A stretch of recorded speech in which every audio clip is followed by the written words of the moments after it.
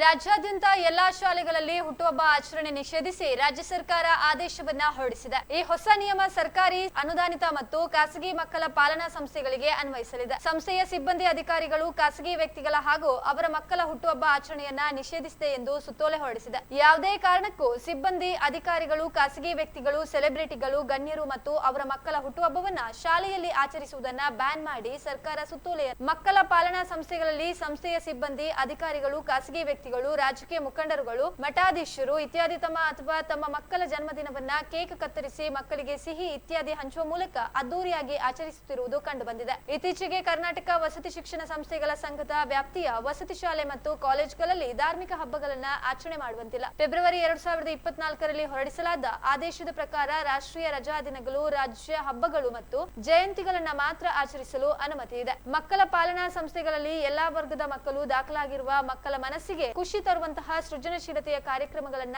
ಮಕ್ಕಳ ಮನಸ್ಸು ಸದೃಢ ಹಾಗೂ ಆಹ್ಲಾದಕರವಾಗುವಂತೆ ಪ್ರೋತ್ಸಾಹಿಸಬೇಕಾಗುತ್ತದೆ. ಅದ್ದೂರಿಯಾಗಿ ಹುಟ್ಟುಹಬ್ಬದೊಂದಿಗೆ ಹೋಲಿಕೆ ಮಾಡಿಕೊಂಡಲ್ಲಿ ಈ ಮಕ್ಕಳ ಮನಸ್ಸಿನ ಮೇಲೆ ದುಷ್ಪರಿಣಾಮ ಬೀರಿ ಮನಸ್ಸಿಗೆ ಆಘಾತವಾಗಿ ಮಕ್ಕಳ ಮನಸ್ಸು ದುರ್ಬಲವಾಗುವ ಸಂಭವ ಹೆಚ್ಚಾಗಿರುತ್ತದೆ. ಇಂತಹ ಆಚರಣೆಗಳು ಸದರಿ ಮಕ್ಕಳ ಆತ್ಮಾಭಿಮಾನ, ಆತ್ಮಗೌರವಕ್ಕೆ ಧಕ್ಕೆಯನ್ನುಂಟು ಮಾಡುತ್ತದೆ. ಮಕ್ಕಳು ಕುಟುಂಬದಲ್ಲಿ ಬೆಳೆಯುವ ಬೇರೆ ಯಾವುದೇ ಮಗುವಿಗಿಂತ ಕಡಿಮೆ ಇಲ್ಲ ಎಂಬ ಭಾವನೆಯನ್ನ ಕಾಪಾಡುವ ಸಲುವಾಗಿ ಈ ಮಕ್ಕಳ ಹುಟ್ಟುಹಬ್ಬ ಹಾಗೂ ಸರ್ಕಾರದ ಆದೇಶದ ಮೂಲಕ ನಿಗದಿಪಡಿಸಿದ ವ್ಯಕ್ತಿಗಳ ಹುಟ್ಟುಹಬ್ಬ ಆಚರಣೆಯನ್ನ ಹೊರತುಪಡಿಸಿ ಮಕ್ಕಳ ಪಾಲನಾ ಸಂಸ್ಥೆಗಳಲ್ಲಿ ಬೇರೆ ಯಾರ ಹುಟ್ಟುಹಬ್ಬ ಆಚರಿಸುವುದನ್ನ ಈ ಮೂಲಕ ನಿಷೇಧಿಸಲಾಗಿದೆ.